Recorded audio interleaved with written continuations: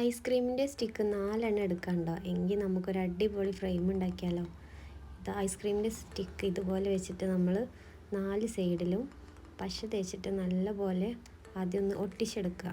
അത് നന്നായിട്ട് ഉണങ്ങിയതിന് ശേഷം സ്റ്റിക്കിൻ്റെ മുകളിലും താഴെയായിട്ട് നമ്മൾ ചെറുതായിട്ടൊന്ന് പശ തേച്ച് കൊടുക്കുക. എന്നിട്ട് നേരത്തെ നമ്മൾ എടുത്ത് വെച്ച ഫോട്ടോ അതിൻ്റെ മുകളിൽ ഒട്ടിച്ച് കൊടുക്കുക.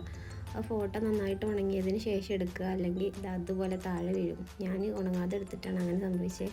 പിന്നെ വീണ്ടും നന്നായിട്ട് ഒട്ടിച്ചെടുത്തിട്ട് കുറച്ച് നേരം ഒന്ന് നന്നായിട്ട് ഉണങ്ങാൻ വേണ്ടിയിട്ട് വെയിറ്റ് ചെയ്യാം. അടുത്തതായിട്ട് നമ്മൾ അതിൻ്റെ മുകളിലൊരു ട്രാൻസ്പെറൻറ്റ് ഷീറ്റാണ് വെക്കുന്നത്. അത് നമ്മൾ ഫോട്ടോ പെട്ടെന്ന് കേടരെടുക്കാൻ വേണ്ടിയിട്ടാണ് അതിൻ്റെ മുകളിൽ അങ്ങനെ ഒരു ഷീറ്റ് വെച്ച് കൊടുക്കുന്നത്. പിന്നെ നമ്മൾ പേപ്പറോ അല്ലെങ്കിൽ ഒരു ടിഷ്യൂ എടുത്തിട്ട് അതിനെ ഒരേപോലെ 4 ഭാഗത്തുകൂടെ കട്ട് ചെയ്തിട്ട് ഇതുപോലെ മടക്കി കൊടുക്കുക.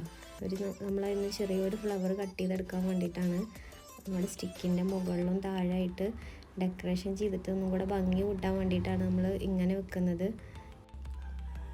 താഴെയും മുകളിലും വെക്കാനായിട്ട് 4 പീസ് കട്ട് ചെയ്തെടുത്തിട്ടുണ്ട്. അത് 4 നമ്മൾ 2 താഴെയും 2 മുകളിലായിട്ട് നമ്മൾ ഒട്ടിച്ചെടുക്കുക. അപ്പോൾ അതിൻ്റെ വീഡിയോ ഇഷ്ടപ്പെടുകയാണെങ്കിൽ എല്ലാവരും ഒന്ന് സബ്സ്ക്രൈബ് ചെയ്ത് സപ്പോർട്ട് ചെയ്യണേ. പിന്നെ അതിൻ്റെ നടുവിലായിട്ട് ഞാൻ ചെറിയ രണ്ട് ബീഡ്സ് വെച്ചിട്ടുണ്ട്. ഒന്നും കൂടെ ഒരു ഭംഗിക്ക് വേണ്ടിയിട്ട് താഴെ 2 ബീഡ്സ് വെച്ചിട്ടുണ്ട്.